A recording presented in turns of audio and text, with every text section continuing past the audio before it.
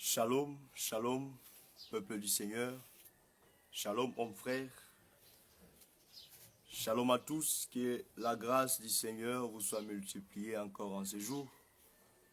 Nous bénissons le Dieu de gloire pour cette matinée qu'il nous a accordée. Et nous lui rendons grâce parce qu'il ne cesse de nous faire du bien. Et nous bénissons votre présence, nous bénissons votre entendement. Et que la grâce de Dieu vous soit encore une fois multipliée dans vos maisons, dans votre travail, dans tout ce que vous entreprenez, dans le nom de notre Seigneur et Sauveur Jésus-Christ. Nous sommes là encore une fois ce matin pour bénir le peuple de Dieu, vous apporter cette bénédiction matinale, car la bénédiction, c'est la parole qui sort dans la bouche de l'homme de Dieu. La bénédiction, ce n'est pas d'abord les richesses, ce n'est pas d'abord le travail. Car il est écrit, c'est la bénédiction de l'Éternel qui enrichit. Et elle ne se fait suivre d'aucun chagrin. Donc selon cette écriture, la Bible dit qu'il y a la bénédiction et il y a l'enrichissement. Donc pour être enrichi, il faut avoir la bénédiction. Vous voyez? Donc la bénédiction, c'est elle qui enrichit. Si tu es béni, tu seras enrichi. Or, la bénédiction, c'est un homme. Et cet homme s'appelle Jésus-Christ. La Bible dit, il s'est fait pauvre afin que nous soyons riches. Des riches qu'il était, il s'est fait pauvre pour que nous soyons riches. C'est que la bénédiction doit prendre la place, notre place des pauvres, et nous donner la place des riches. Et dans la bouche de l'homme de Dieu, il y a les paroles de bénédiction. Voilà pourquoi dans Nombre chapitre 6, le verset 22 à 25, la Bible dit, tu placeras les sacrificateurs et il prononcera des paroles et il dira que l'Éternel te bénisse et qu'il fasse luire sa grâce sur toi. Oui, que le Seigneur vous bénisse ce matin et qu'il fasse luire sa grâce sur vous. Au travers de ce message, que vous soyez richement bénis par la grâce de Dieu. Sans plus tarder, nous allons prier le Seigneur. Père Saint, merci pour ta grâce, merci pour ce matin, merci pour la vie de ton peuple, merci pour la force, merci pour la bonne santé, merci pour le tempête que tu as fait passer dans la vie de ton peuple. Merci pour le souffle de vie. Nous recommandons la journée entre tes mains. Bénis le peuple, bénis les saints, donne l'air précieux au Seigneur, au Dieu, à continuer à croire et à continuer à être béni, à continuer à croire que toi, ô Dieu, tu vas encore une fois aujourd'hui leur faire du bien. Fais cela selon leur foi. Dans le nom de Jésus-Christ, on va ainsi prier. Amen. Rapidement, nous allons lire la parole du Seigneur. Nous sommes dans notre tranche matinale, la famille de Jésus-Christ. Et aujourd'hui, nous allons parler de la position de la foule. Oui, nous l'avions parlé autrefois, mais nous allons les dire maintenant en détail, en expliquant chaque position que la foule doit prendre. Et pour aujourd'hui, nous parlons de la première position, qui est la position de l'être vivant lion. Lisons l'écriture. Marc chapitre 3, le verset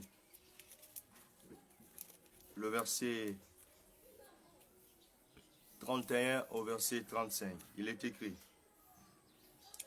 Survint sa mère et ses frères qui s'étaient là dehors l'envoyèrent appeler. La foule était assise autour de lui et on lui dit, voici, ta mère, tes frères sont dehors et te demandent. Il répondit, qui est ma mère et qui sont mes frères? Puis, jetant les regards sur ceux qui étaient assis tout autour de lui, voici, dit-il, ma mère et mes frères, car quiconque fait la volonté de Dieu, celui-là est mon frère, ma soeur, ma mère. Je prends Actes chapitre 4, chapitre 2. Le verset 41. Le verset 42 et 43. Il est écrit. Ils persévéraient. Je commence au verset 41. Ceux qui acceptèrent la parole furent baptisés. Et en ces jours-là, le nombre des disciples s'augmentant d'environ 3000 âmes. Ils persévéraient dans l'enseignement des apôtres, dans la communion fraternelle, dans la fraction du pain et dans les prières. La crainte s'emparait de chacun et il se faisait beaucoup de prodiges et de miracles par les apôtres. Nous prenons le dernier verset, Apocalypse, chapitre 4. Chapitre 4, le verset 6 et le verset 7. Il est écrit: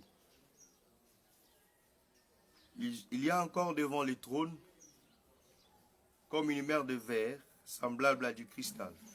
Au milieu du trône et autour du trône, il y a 4 êtres vivants remplis d'yeux devant et derrière. Le premier être vivant est semblable à un lion. Le second être vivant est semblable à un veau. Le troisième être vivant est semblable à la face d'un homme. Le quatrième être vivant est semblable à un aigle qui vole. Que Dieu ajoute l'explication à cette lecture de la parole. Et que Dieu nous bénisse. Bien-aimés dans le Seigneur, nous avons expliqué ici que le Seigneur, dans Marc chapitre 3, versets 31-35, est en train d'expliquer qui est sa mère et qui sont ses frères. Il dit que c'est lui qui fait la volonté de Dieu, c'est celui-là qui est sa mère, c'est celui-là qui est son frère, c'est celui-là qui est sa sœur. Et nous avions expliqué ici que faire la volonté, c'est écouter la parole de Dieu et la mettre en pratique. Et comme lui, le Seigneur Dieu des grâces, Jésus, est le premier à écouter la parole de Dieu, à le mettre en pratique, c'est la première personne qui a fait la volonté de Dieu. Voilà pourquoi il dit, il parle de son frère et de sa mère. Et selon l'écriture de Juge chapitre 19, le verset, Juge chapitre 7, le verset 19, l'écriture explique que la fraternité, c'est la ressemblance. Donc, pour être de la famille de Jésus, il faut ressembler à Jésus. C'est-à-dire il faut faire la volonté de Dieu comme Jésus l'a fait. Donc celui qui fait la volonté de Dieu est d'office frère de Jésus. Et c'est par là que nous avons compris que quand Jésus dit que c'est la foule qui est sa mère, c'est la foule qui est son frère, nous comprenons que c'est de cette foule-là qu'on doit ressortir les frères de Jésus, qu'on doit ressortir les gens qui ressemblent à Jésus, qu'on doit ressortir des gens qui reflètent l'image de Jésus, qu'on doit ressortir la fraternité, c'est-à-dire la notion de la famille de Jésus. C'est allant de ça que nous avons compris aussi la famille de Dieu, de Jésus. Au-delà d'être frère de Jésus, il fallait avoir une position. C'est pourquoi on ne peut pas parler de la position de ceux qui sont famille de Jésus si nous ne voyons pas cette position dans les ciels. Parce que l'Écriture dit que ta volonté soit faite sur la terre comme au ciel. C'est que la volonté de Dieu ne se fera jamais sur la terre si elle n'est pas d'abord faite dans les ciels. C'est que les ciels bougent, c'est alors que la terre va bouger. C'est pourquoi Dieu aussi, quand il a appelé Moïse sur la montagne, dans Exode 25, il va dire, fais d'après le modèle que tu as vu au ciel. C'est que ce que Moïse faisait sur la terre, c'était à l'image de ce qui est dans les ciels. Donc l'exemple c'est dans les ciels, la réalité c'est dans les ciels, mais sur la terre nous sommes que l'image de ce qui se passe dans les ciels. Voilà pourquoi la position des frères de Jésus est aussi vue dans les ciels. C'est pourquoi nous sommes allés dans Apocalypse 4 pour expliquer cette position des frères de Jésus vue dans les ciels. Remarquez. Nous voyons dans Apocalypse 4 le verset 3, on présente l'aspect de celui qui est assis sur le trône. On dit qu'il a l'aspect de la pierre de jaspe, de la pierre de sardoine, nous l'avions expliqué hier. Et autour du trône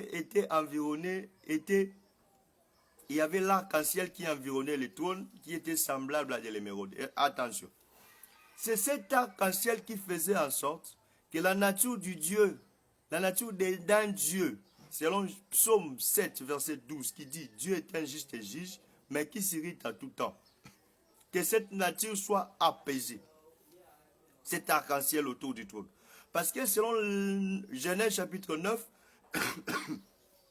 là on nous explique que l'arc-en-ciel qu'on a placé dans la nuée a pour mission d'apaiser la colère de Dieu. Car le Seigneur dit, je ne frapperai plus la terre par les eaux, et comme signe, je mets mon arc dans la nuée. Chaque fois que je verrai cet arc, je ne frapperai plus. C'est que l'arc, c'est le signe qui apaisait la colère de Dieu. Parce que les délices, c'était la colère de Dieu. Maintenant, quand vous voyez l'arc-en-ciel autour du trône, Ça veut dire que dans les trônes, il y avait un Dieu qui était colérique. Mais c'est cet arc-en-ciel qui fait en sorte que ces dieux puissent être apaisés. Que Dieu le bénisse. Voilà pourquoi dans le livre de Psaumes, on dit que quand l'Éternel frappait la terre pendant les déluges, il était assis sur son trône. Il était assis sur son trône. C'est que l'Éternel qui frappe pendant les déluges, c'est un Dieu juste et juste qui s'irrite à tout temps. C'est Dieu dans son aspect, dans l'aspect des voix qui sortent au milieu du trône. Parce qu'Apocalypse 4, je crois le verset 5, on dit que du trône sortent des éclairs, des tonnerres et des trompettes. Des éclairs, des tonnerres. Vous voyez? Des voix, des éclairs, des tonnerres et des trompettes. Donc, cette représentation des voix qui sortent du trône explique Dieu dans sa colère, explique Dieu dans son jugement. C'est ça la représentation de Dieu qui est en train de frapper la terre du déluge. Mais qu'est-ce qui va apaiser la colère, empêcher Dieu de ne plus frapper? C'est l'arc-en-ciel qui environnait les trônes. Vous voyez? Maintenant, on est en train de dire qu'au milieu du trône, il y avait 4 êtres vivants. Il y avait les êtres vivants au milieu du trône et tout autour.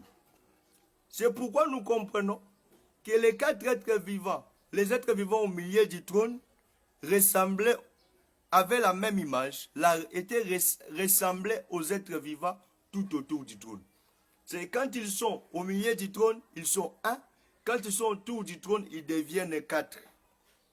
Ah, nous avons compris que la position des êtres vivants autour du trône parle de la position de la foule qui était assise autour de Jésus en train d'écouter la parole.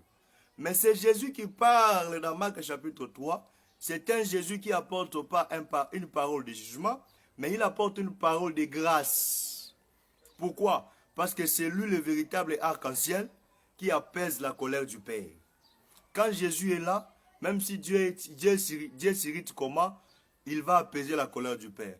Jésus, c'est le véritable Moïse. Parce que Moïse, dans Nombre chapitre 13 et 14, Dieu a décidé de frapper Israël parce que Israël voulait retourner en Égypte à cause de la corpulence, de la force des fils d'Anak qu'ils ont trouvé au pays de Canaan. Et Israël voulait retourner en Égypte. Et Dieu s'est décidé d'exterminer tout le peuple d'Israël et de ne laisser que Moïse. Et Moïse a intercédé en faveur du peuple, il a intercédé et Dieu a apaisé sa colère, a dit je ne frapperai plus. C'est que Moïse ici a fait l'œuvre de l'intercession. Donc il était devenu l'arc-en-ciel pour le peuple. C'est qu'il a apaisé la colère du peuple. Vous voyez? C'est que Moïse, c'est l'arc-en-ciel image. Le véritable arc-en-ciel, c'est le Seigneur Jésus. C'est que quand il était en train de parler dans Marc chapitre 3, le verset 31-35, il avait la nature de l'arc-en-ciel et il avait apporté la parole de grâce. Et c'est cette parole de grâce qui dit, celui qui est mon frère et ma mère, c'est celui qui fait la volonté de Dieu. C'est ça la parole de grâce. La parole de grâce doit nous amener à faire la volonté de Dieu. La parole de grâce doit nous amener à obéir à la parole de Dieu et à marcher dans la parole de Dieu. C'est que la grâce qui nous donne les capacités de marcher dans la sanctification. Ne te trompe pas, la grâce nous donne le pouvoir de marcher dans la sanctification. Le pouvoir que la loi n'avait pas donné, mais la grâce les donne aujourd'hui. Que Dieu nous bénisse. C'est alors que nous avons compris que la position de la famille de Dieu vit dans le ciel, c'est la position des êtres vivants. Vous voyez? Maintenant, comme ils sont tout autour du trône vis-à-vis, c'est alors que nous comprenons que la foule aussi était autour de Jésus en train d'écouter sa parole. Mais ils avaient la position assise. Vous voyez? Or, la position assise de la foule représente la position de ceux qui sont attachés à la parole de Dieu. Parce qu'ils sont assis au pied du Maître. Ils sont assis au pied de Jésus. C'est cette position qu'avait Marie, la sœur de Marthe, les deux sœurs de Lazare. Jésus est allé dans la maison de Lazare. La Bible dit que Marthe servait à la cuisine. Mais quand elle a remarqué que Marie ne venait pas l'aider, Marthe est venue dire à Jésus, mais ne vois-tu pas que Marie est en train de fuir le service, qu'il vienne m'aider? Jésus lui dit, Marie a choisi la bonne part. Où était Marie? Marie était au pied de Jésus en train d'écouter. Il dit, pourquoi t'inquiètes-tu, Marthe, de si peu de choses? Marie a choisi la bonne part qui ne lui sera jamais ôtée. C'est que la bonne part que Marie avait choisie, c'est d'être assis au pied du maître en train d'écouter la parole. C'est que les frères de Jésus ont la bonne part quand ils sont assis et en train d'écouter la parole. Vous voyez? Or, le fait d'être assis en train d'écouter, c'est cette part-là qui ne leur sera jamais ôtée. En réalité, c'est la portion du salut. Parce que le salut que reçoivent le frère de Jésus, ce salut ne leur sera jamais ôté. Que Dieu nous bénisse. C'est en l'an de cela que nous avions compris que la position qu'un enfant de Dieu peut avoir, c'est la position des êtres vivants. Mais ces positions-là se manifestent par le nombre, le chiffre 4. Il y a la première position qui est la position de l'être vivant lion. Il y a la seconde position qui est la position de l'être vivant veau. Il y a la troisième position qui est la position de l'être vivant homme. Et il y a la quatrième position qui est la position de l'être vivant aigle. C'est alors qu'aujourd'hui, nous allons parler de la première position, la position de l'être vivant lion. C'est qu'en tant qu'enfant de Dieu, nous devons manifester les 4 positions. Vous voyez? Les 4 positions. Maintenant, aujourd'hui, nous allons entrer pour expliquer c'est quoi la position de l'être vivant lion. Que Dieu te bénisse. Remarquez, frères et sœurs, que la première position que peut avoir une famille de Dieu, que peut avoir la famille de Jésus, c'est la position de l'être vivant lion. Qui est-il? La nature de l'être vivant lion, c'est d'abord la nature d'un animal qui ne recule devant rien. Frères et sœurs, celui qui est de la famille de Jésus ne peut reculer devant rien. Ne peut pas reculer devant les obstacles. Ne peut pas perdre et dire que parce que les obstacles deviennent plus grands, moi, je recule. Non. C'est ça la nature de l'être vivant lion. C'est la nature de celui qui a la force pour avancer. Mais comment est-ce que tu reçois cette nature? Vous voyez? Comment est-ce que tu reçois cette nature? Comment tu reçois cette nature? Jésus dit aux apôtres, il dit aux disciples, vous recevrez une bouche. Et par cette bouche, personne ne pourra vous résister. Or, cette bouche dont ils vont recevoir, cette bouche est appelée le Saint-Esprit. Vous voyez?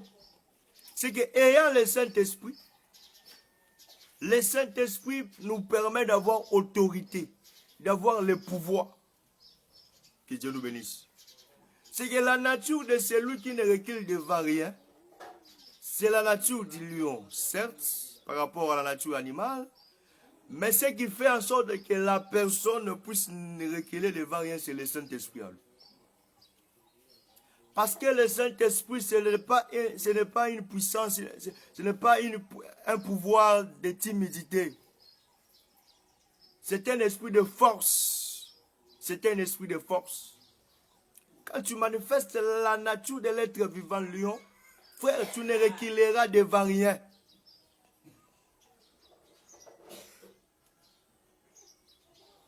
Car le lion ne recule devant qui que ce soit. Je prie que devant les situations qui t'arrivent, que tu sois persévérant jusqu'à la fin au nom de Jésus.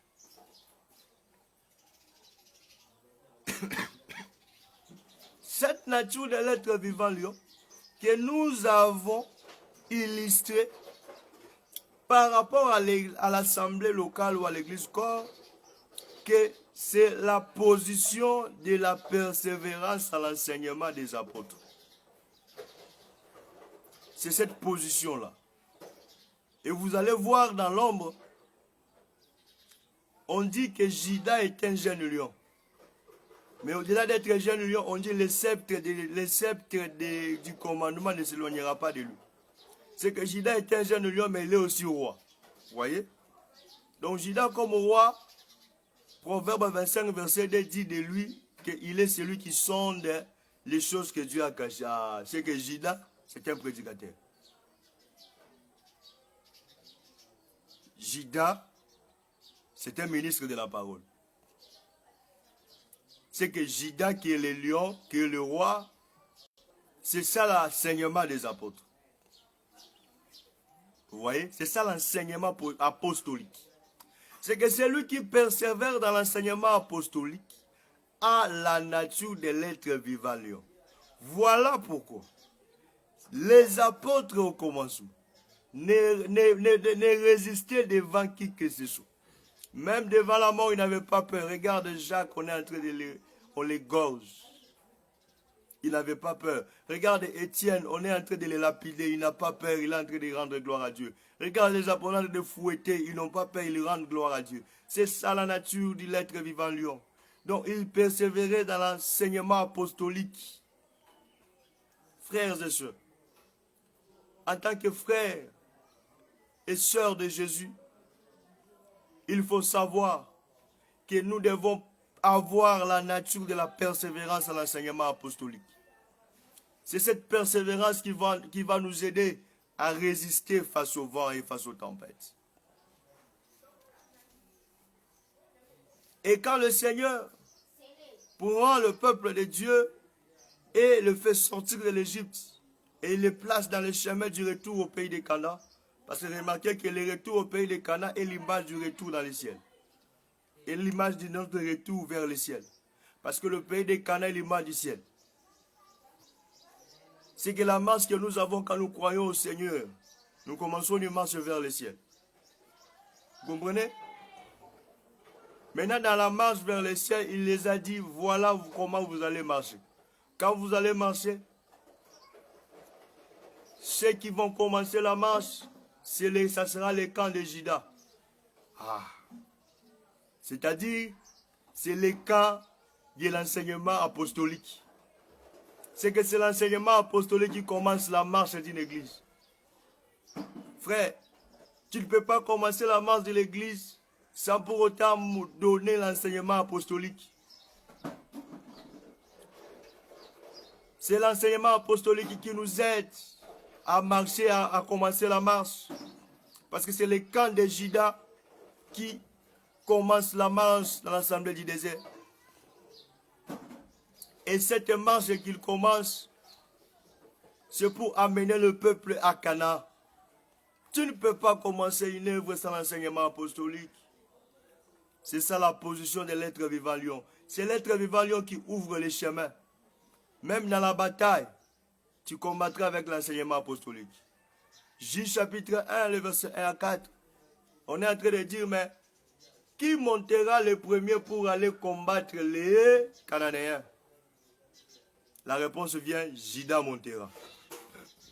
C'est que c'est Judas qu'on dit qui montera, c'est l'enseignement apostolique.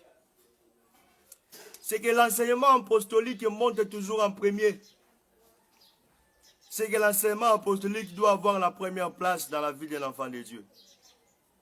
Parce que c'est lui qui est le premier. C'est celui qui montre la place. C'est lui qui montre le chemin.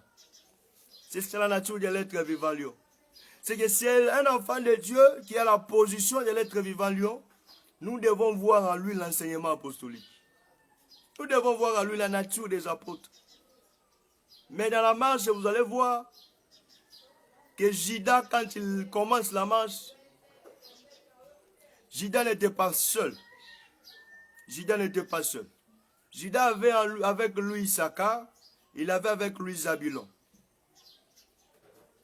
C'est que Judas, même s'il s'élève, il sait que Issachar et Zabulon sont avec lui. Or, Issachar, c'est qui? Issachar, c'est celui dont sa mère a dit que Dieu m'a donné un salaire. Que Dieu nous bénisse. C'est que quand tu as Issachar, c'est que tu auras le salaire. Tu auras le salaire de Dieu dans ta vie. C'est que tout ce que tu feras avec Dieu, bien-aimé dans le Seigneur, Dieu te donnera ton salaire. Et le père d'Issachar, quand il voit Issachar, il dit que Issachar est un âne robuste qui se couche au milieu des étables et qui se couche, qui porte le fardeau. C'est que Issachar, c'est celui aussi qui porte le fardeau. Vous voyez? C'est que celui qui donne le repos, c'est Issachar. C'est que dans l'enseignement des apôtres, dans l'enseignement apostolique, le Seigneur accorde aussi le repos à ceux qui s'y attachent, à ceux qui ont la position de l'être vivant. Non pas seulement il te donne la victoire dans le combat, mais il te donne aussi le repos. Parce que nous avions dit que le Seigneur dit, venez à moi, vous tous qui êtes chargés, fatigués, je vous donnerai du repos. Mais il donne du repos comme Issachar. Parce que lui prend le fardeau qui était au-dessus de nous. Il prend la charge qui était au-dessus de nous. Et il nous donne du repos. Vous comprenez?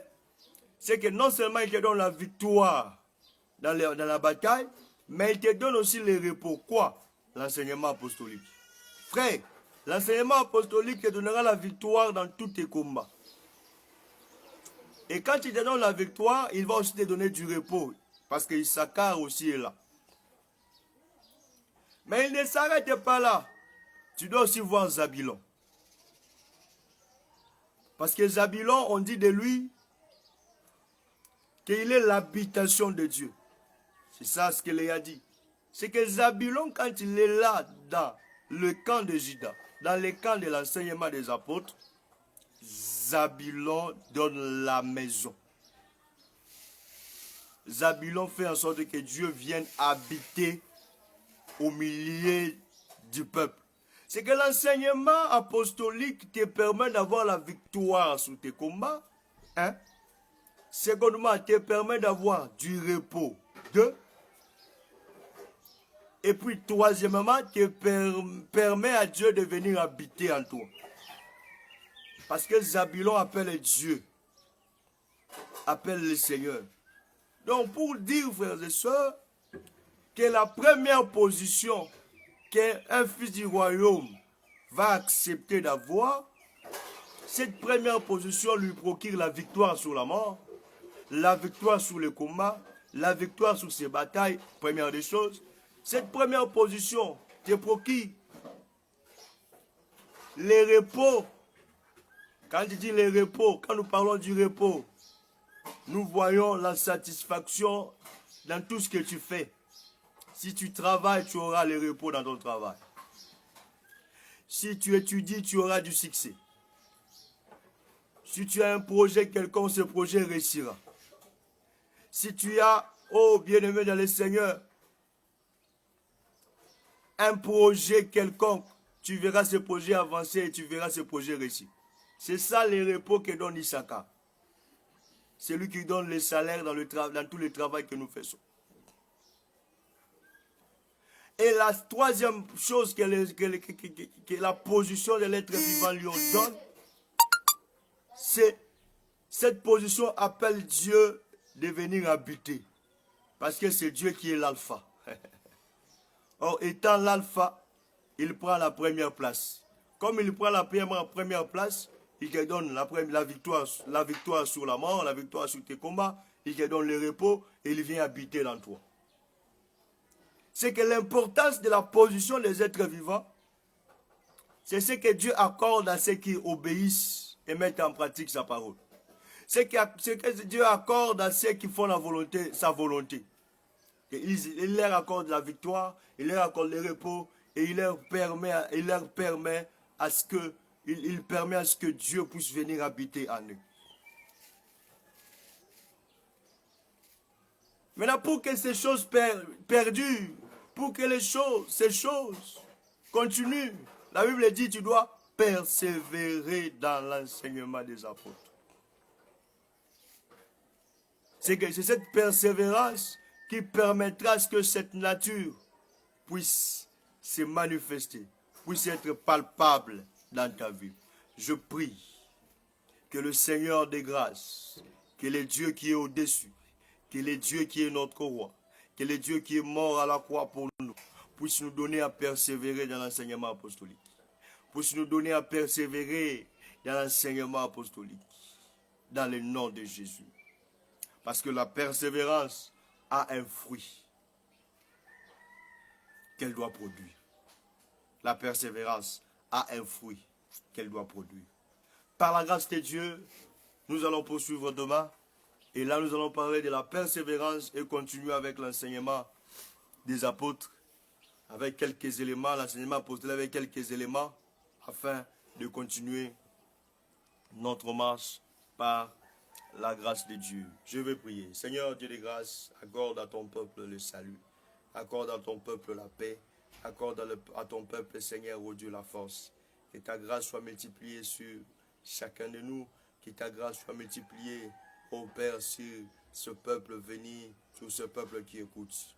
Fais en sorte, ô précieux roi, que ce message soit un message de bénédiction pour eux. Accorde-leur ta paix, accorde-leur ta force, car tu es le Dieu qui agit. Dans le nom de Jésus-Christ, nous avons ainsi prié. Nous disons Amen. Que le Seigneur vous bénisse, que le Seigneur vous fasse grâce, que le Seigneur soit avec vous. Soyez bénis dans le nom de Jésus-Christ. Rendez-vous demain à partir de 6h30.